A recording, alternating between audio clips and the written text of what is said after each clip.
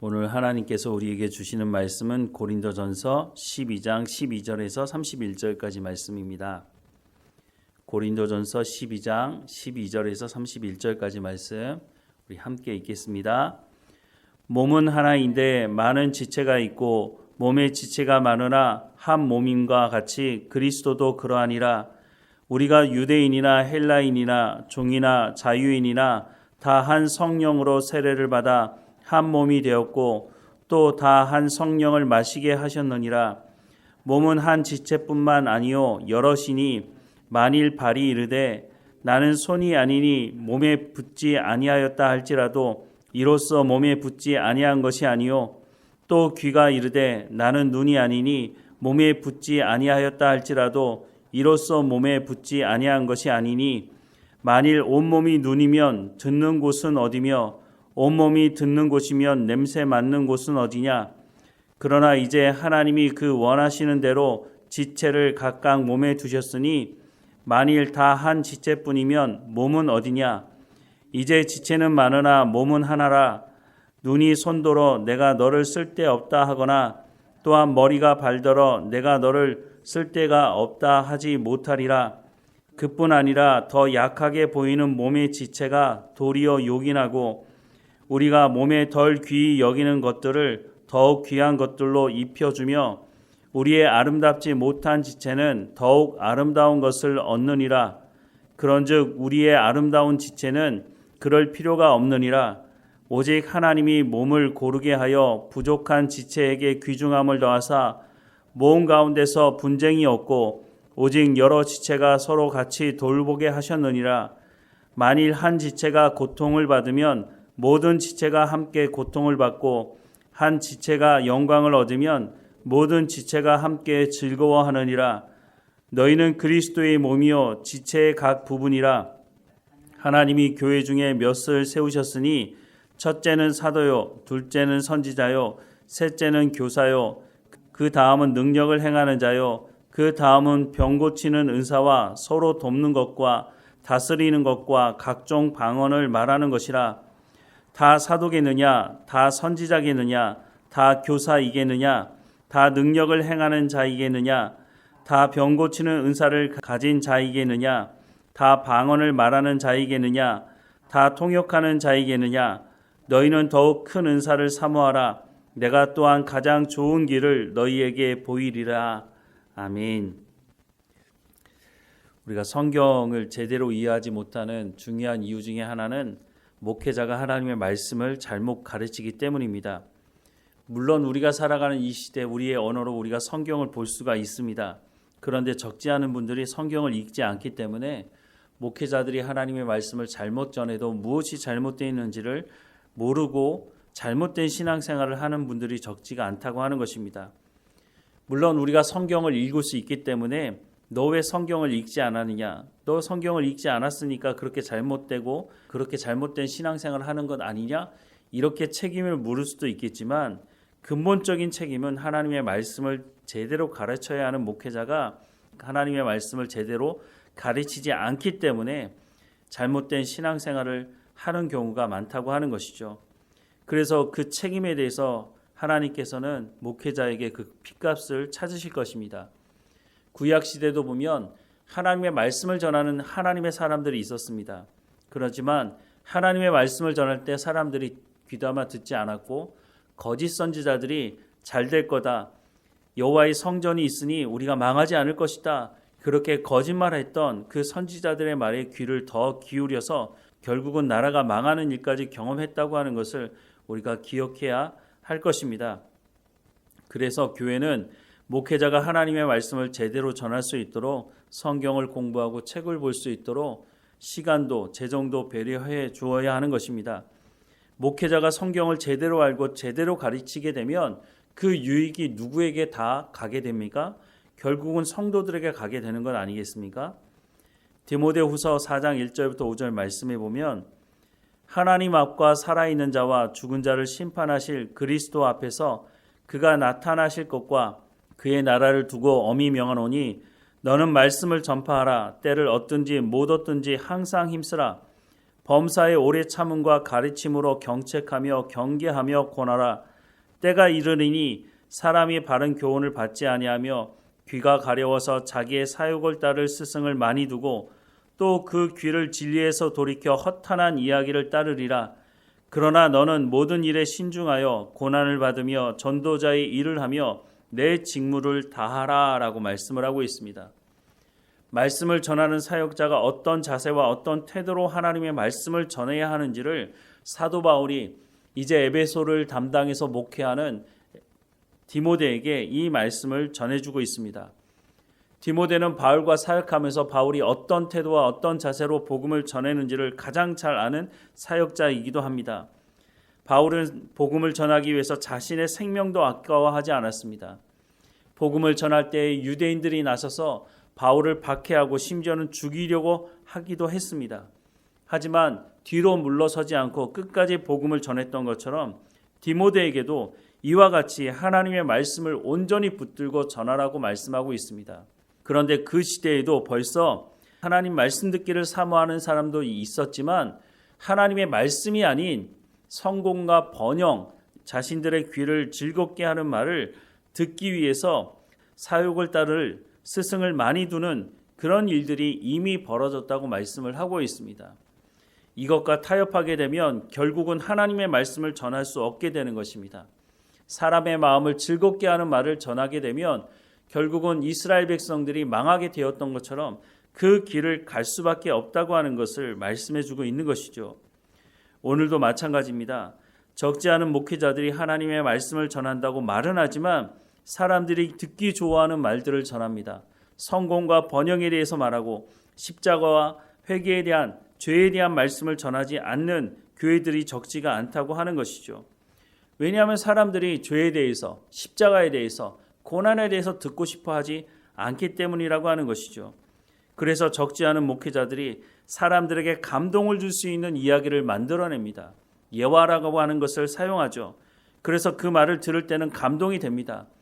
텔레비전에서 하는 드라마를 봐도 눈물을 흘리는 경우가 많은데 그런 이야기들을 끌고 와서 하나님의 말씀을 전한다고 포장은 그렇게 해놓고 그런 말을 전하고 있으니 사람들이 듣고 감동은 받고 눈물은 흘리지만 사람들의 삶이 변하지 않는 것입니다.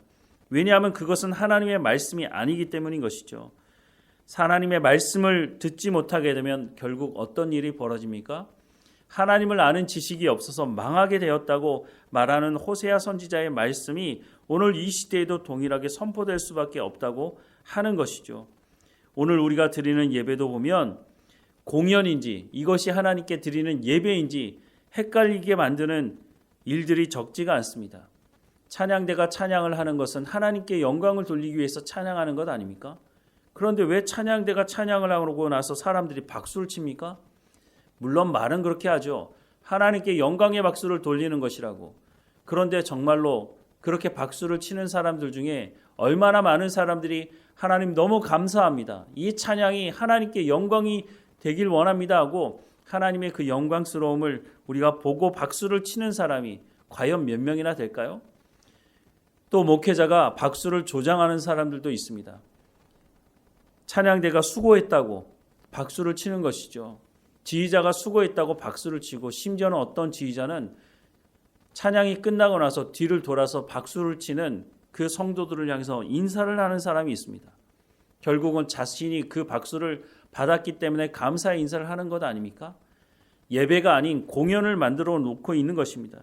그런데 그것에 대해서 지적하는 목회자가 거의 없다고 하는 것이죠.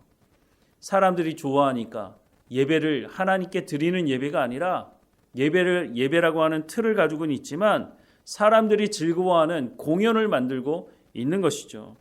결국은 망하는 길을 가고 있다고 하는 것입니다.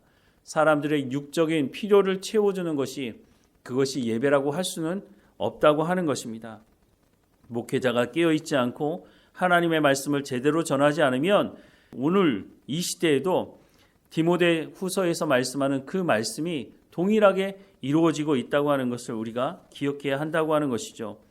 때가 이르르니 사람이 바른 교훈을 받지 아니하며 귀가 가려워서 자기의 사욕을 따를 스승을 많이 두고 또 그 귀를 진리에서 돌이켜 허탄한 이야기를 따르는 일이 그 당시에만 있는 것이 아니라 오늘 이 시대에도 동일하게 있다고 하는 것입니다.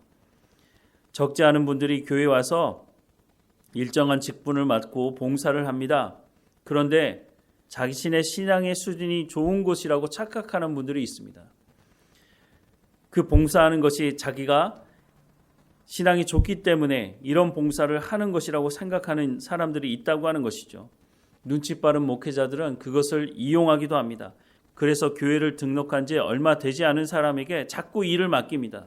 그러면 그 사람이 억지로라도 일을 하겠죠. 그런데 중요한 것은 그 사람 안에 하나님의 말씀이 들어가기 전에 일을 하기 시작하면 결국 그 사람이 어떤 시점에 시험이 들었을 때 그 사람이 교회를 떠나게 되고 그 사람만 교회에 떠나는 것이 아니라 다른 사람들에게도 악영향을 미치는 일들을 보게 될 수 있다고 하는 것이죠. 저는 목회 현장에서 이런 일들을 참 많이 봤습니다. 하나님의 말씀이 들어가서 하나님의 사람으로 살아가는 삶이 없는데 일만 열심히 하는 사람들, 그 사람들이 나중에 항존직이 되었을 때는 교회를 쥐고 흔드는 악영향을 미치는 사람들로 자라갈 수밖에 없다고 하는 것이죠. 봉사 열심히 하는 것 중요하다고 생각이 듭니다. 그리스도의 몸을 세우는 일에 봉사하는 사람이 없으면 어떻게 몸을 든든하게 세울 수 있겠습니까? 그런데 봉사를 하기 전에 하나님이 어떤 분이신 줄 알고 제대로 된 신앙의 삶을 살아가지 않는데 봉사를 하게 되면 봉사 열심히 하는 것이 자신의 신앙의 삶의 수준이라고 착각하게 되는 것이죠. 그래서 앞서 말씀을 드렸지만 교회에서 열심히 봉사하는 것이 자신의 신앙의 수준이라고, 자신이 좋은 신앙을 가지고 있는 것이라고 착각하게 만드는 일들이 적지가 않다고 하는 것이죠. 목회자가 해야 되는 것이 무엇입니까? 목회자는 자기의 수족이 되는 사람들을 만들어내는 것이 목회자의 일이 아니라 예수님의 손이 되고 예수님의 발이 될 수 있도록 머리 대신 예수님께서 말씀하시는 그 말씀을 성도들에게 잘 전달하게 해서 그 사람들이 하나님께서 맡겨준 그 모든 사역을 온전히 감당할 수 있도록 도움을 주는 하나님의 말씀을 제대로 전함으로 그 사람들이 제대로 된 신앙의 삶을 살아갈 수 있도록, 그러니까 동맥경화가 걸리지 않도록 해야 하는 사람이 바로 목회자, 하나님의 말씀을 전하는 사람이라고 하는 것입니다. 그런데 하나님의 말씀을 제대로 전하지 않으면 결국 동맥경화가 생기게 되고 나중에 심각하게 되면 그 부분을 잘라내야 되는 일이 벌어질 수 있다고 성경은 경고하고 있다고 하는 것입니다. 고린도 교회 안에 분열이 일어났습니다. 바울이 있었다면 이런 일은 일어나지 않았겠죠. 그런데 바울이 떠나고 난 이후에 말씀을 제대로 전해야 되는 사역자들이 아마도 하나님의 말씀을 제대로 전하지 않았던 것 같습니다. 사람들의 귀를 즐겁게 하는 말을 해줬기 때문에 이 사람들이 자신들이 무엇을 잘못하고 있는지, 무슨 죄를 짓고 있는지 제대로 알지 못하니까 회개하지 않는 것이죠. 그러니까 분파를 만들어서 서로 분쟁하고 있음에도 불구하고 무엇이 문제인지를 제대로 알지 못하니까 그냥 자기들이 옳다고 주장을 하면서 분쟁의 이 문제를 해결하려고 하지 않았던 것으로 보여지는 것입니다. 오늘 본문 마지막 부분에 보면 28절 말씀에 하나님이 교회 중에 몇 사람을 세우셨으니 첫째는 사도요, 둘째는 선지자요, 셋째는 교사라고 말씀을 하고 있습니다. 에베소서 4장 8절에서 12절 말씀에 보면 그러므로 이르기를 그가 위로 올라가실 때에 사로잡혔던 자들을 사로잡으시고 사람들에게 선물을 주셨다 하였도다. 올라가셨다 하였은즉 땅 아래 낮은 곳으로 내리셨던 것이 아니면 무엇이냐? 내리셨던 그가 곧 모든 하늘 위에 오르신 자니 이는 만물을 충만하게 하려 하심이라. 그가 어떤 사람은 사도로, 어떤 사람은 선지자로, 어떤 사람은 복음 전하는 자로, 어떤 사람은 목사와 교사로 삼으셨으니 이는 성도를 온전하게 하여 봉사의 일을 하게 하며 그리스도의 몸을 세우려 하심이라 라고 말씀을 하고 있습니다. 오늘 본문 28절의 말씀을 길게 풀어서 설명하고 있는데 동일한 것을 말씀하고 있습니다. 예수님께서 승천하시면서 교회에 선물을 주셨다고 말씀하는데 그 선물이 바로 하나님의 말씀을 전하는 사역자들이라고 말씀을 하고 있습니다. 즉 하나님의 말씀을 전하는 사역자들이 정신을 차리고 하나님의 말씀을 제대로 전할 때에 성도들이 그리스도의 장성한 분량까지 성장할 수 있게 된다는 것이죠. 그렇게 하나님의 말씀을 제대로 전할 때에 이 세대를 본받지 않고 오직 마음을 새롭게 함으로 변화를 받아 하나님의 선하시고 기뻐하시고 온전하신 뜻을 분별함으로 하나님께서 기뻐하시는 거룩한 산 제물로 드리는 영적인 예배를 드리며 참 평안과 안식을 누리며 이 땅에서 살아가게 될 수 있다라고 말씀을 해주고 있다고 하는 것입니다. 오늘 하나님의 말씀을 전하는 목회자들은 하나님의 말씀을 온전히 전하는 일에 생명을 다해야 할 것입니다. 교회는 목회자의 사업장이 아닙니다. 교회는 자기가 개척했다고 자신의 소유로 삼아서는 안 되는 것입니다. 교회는 예수님께서 핏값을 지불하고 세우신 공동체입니다. 하지만 교회가 대형화되면서 목회자들이 착각하는 것이죠. 내가 잘나서 내가 잘해서 교회를 이렇게 키운 거야. 그러니까 나중에 심지어는 자기의 자녀에게 교회를 세습하는 미련한 짓을 하게 되는 것이죠. 하나님께서 그 핏값을 반드시 물으실 것입니다. 목회자는 하나님의 말씀을 제대로 전하면 됩니다. 그러면 성도들이 하나님의 말씀을 듣고 성령께서 역사하셔서 그리스도의 장성한 분량에 이르게 하시고 또한 교회는 하나님께서 칭찬받는 교회로 성장할 수 있게 된다고 말씀해주고 있다고 하는 것입니다.